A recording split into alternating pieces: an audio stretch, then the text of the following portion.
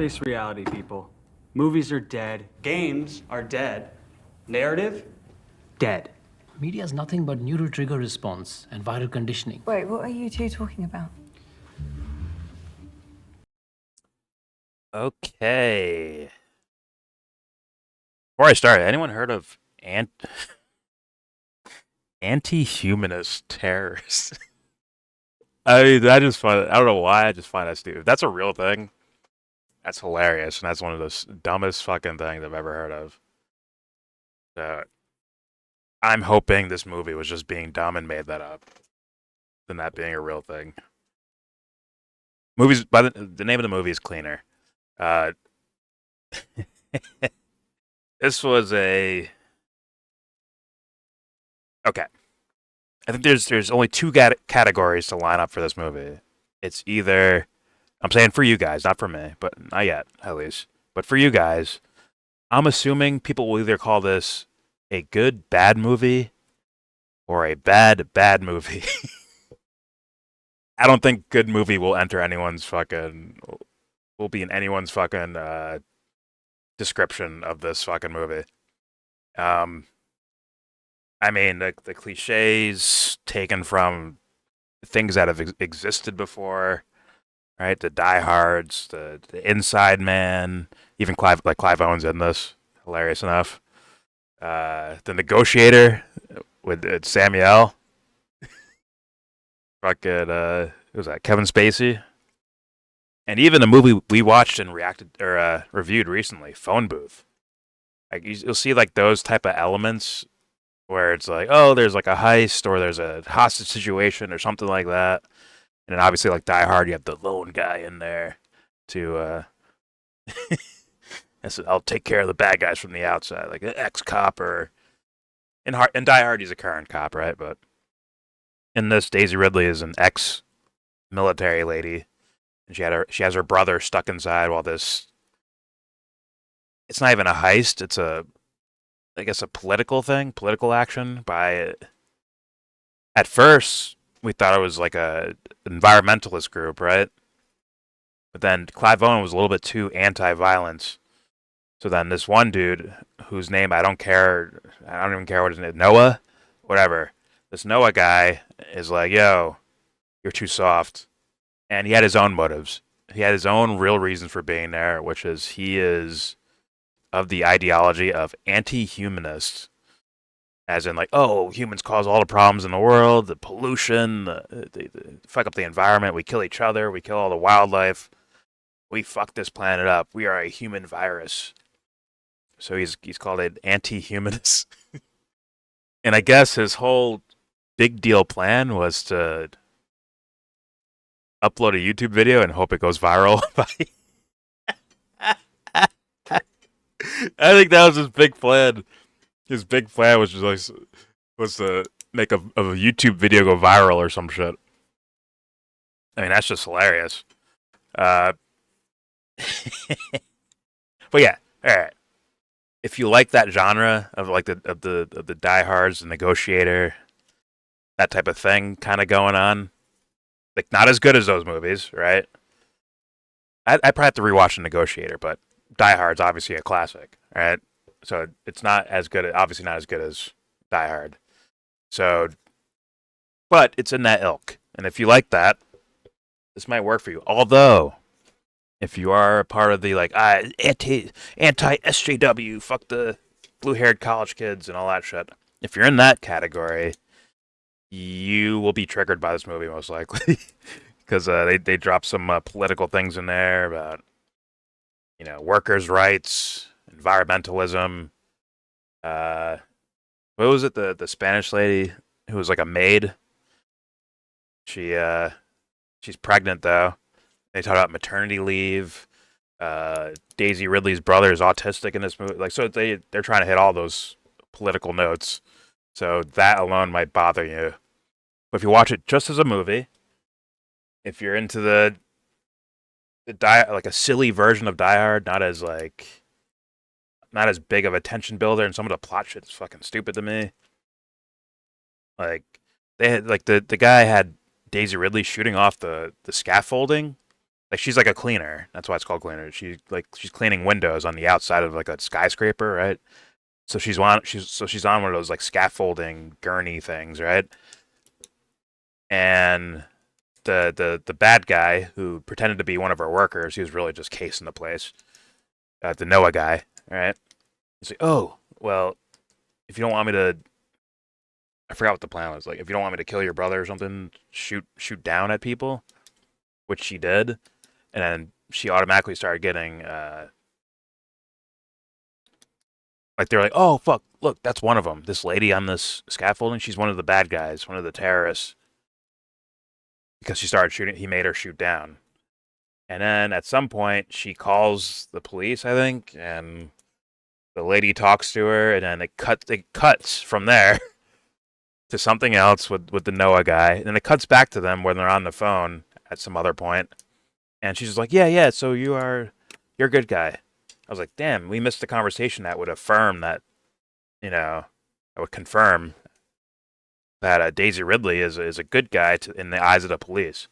It just seemed like she just kind of believed her, which it's kind of nitpicky, but come on, guys, it's silly. It's I'm telling you right now, people who make great cinema don't forget any details in any parts of their movie. There's a reason why they go over it, then go over it again, or they get into a really good flow state and they just create something that works and makes sense, or they make it abstract where you don't really need to have those type of rules, but something where it's like a straight up hostage situation, crime drama, whatever the fuck. You should probably have those details in order for the quality to be built up.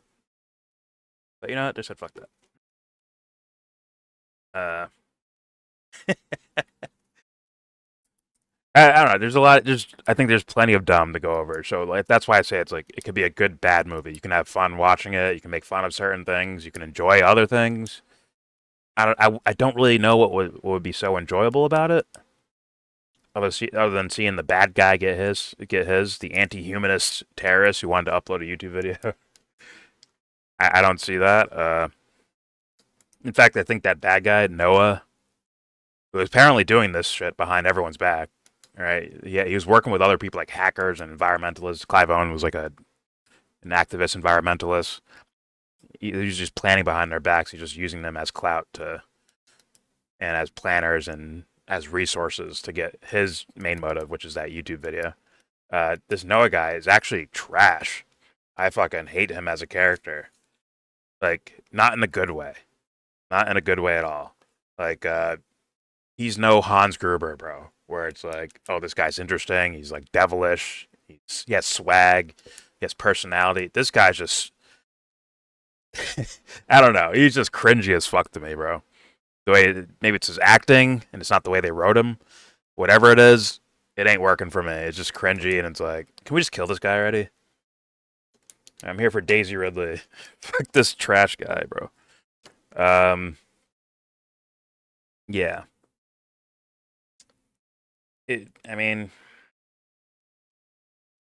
Yeah, if you're just looking for a movie straight up, like a movie to watch, a movie, this might not be it. Like, go watch Die Hard instead. Go watch The Negotiator instead. In fact, go watch Phone Booth, because I watched that recently, and it's not bad at all. And I think it's old enough. I think it's from 2001 or 2. I think it's old enough to where people haven't seen it before. Maybe younger people, or people just missed the movie back in the day. I think it's a pretty good watch, I think. And there's a lot of tension, and it's interesting, and it's not as flubby as this fucking thing is.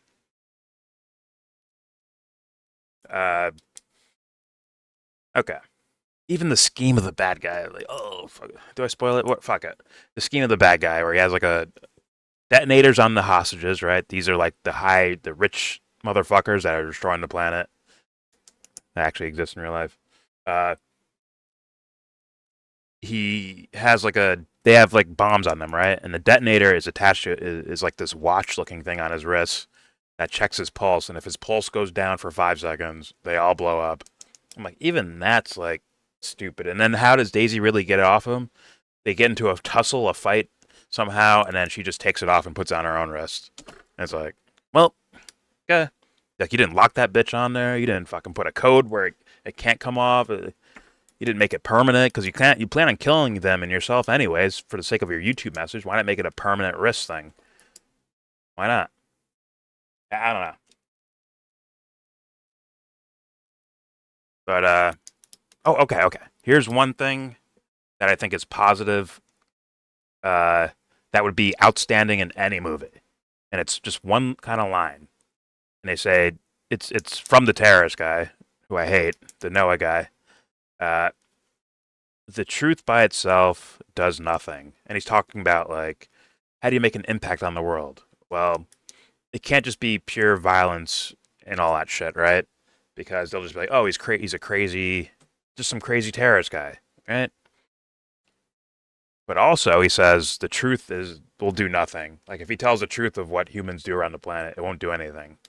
Which I kind of agree with in today's world. I kind of agree with that. Because guess what? You tell people shit all the time, they will work their ass. They will do the most mental gymnastic shit ever to deny the reality of the situation.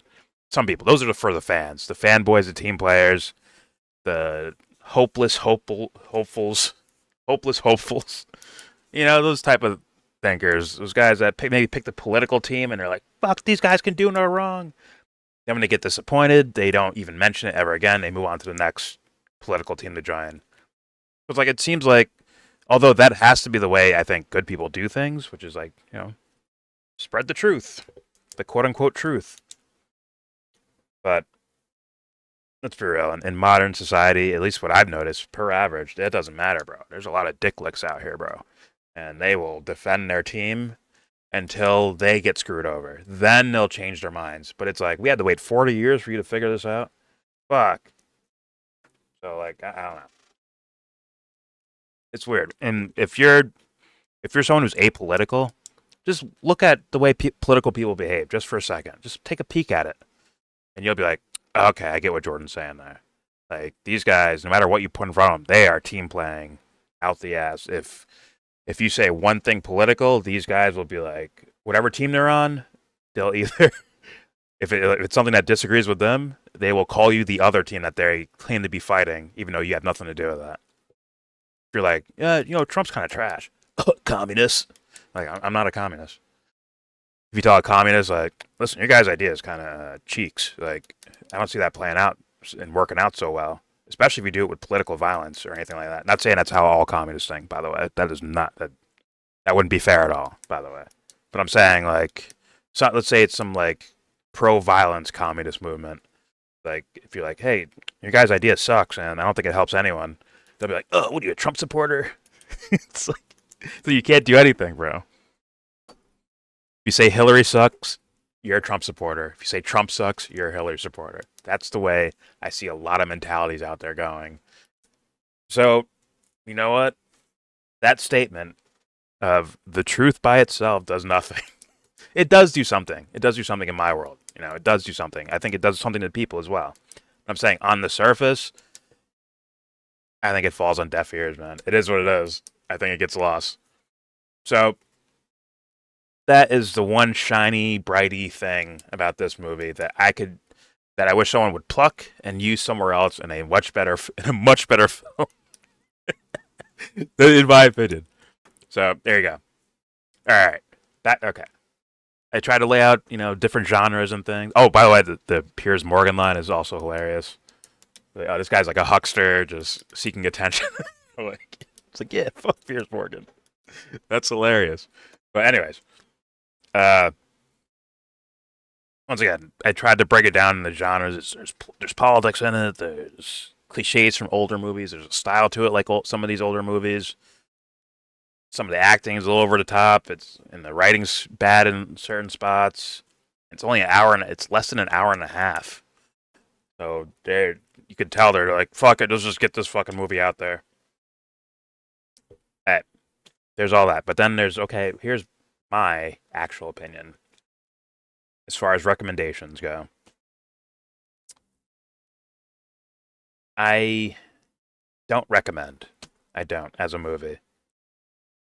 I mean, fuck. I kind of do. I kind of do if you are politically inclined and know how to watch a good bad movie. Or a bad movie, but have that have somewhat of a political inclination. If you can handle those things, I think you can watch this movie and enjoy it somewhat. Even though you're gonna be like, "Oh, that's stupid," or that political idea is stupid. At least you're just kind of discussing it while you're watching it. It's not fully lame, bored out of your mind shit. So I can recommend it to those guys. Everyone else, like, nah, just stay away. In my opinion. My grade. I'm gonna give this I think a 6.1. 6.1, 6.2. It sucks. It's not a good movie. It borrows from a lot of older movies. It's just not good to me. Once again, the only redeeming thing, I think, are that one quote about the truth and making fun of Piers Morgan. And also the lovely Daisy Ridley, who I like her as an actor. I think she should be doing much better projects than this, in my opinion. I love Clive Owen, too. Like, I think these guys have a higher caliber of what they're capable of than this fucking movie. But who knows? Maybe they stitch it together. Maybe they owe a friend a favor. Maybe they're environmentalists with a message. Who knows? But I think it's a bad movie.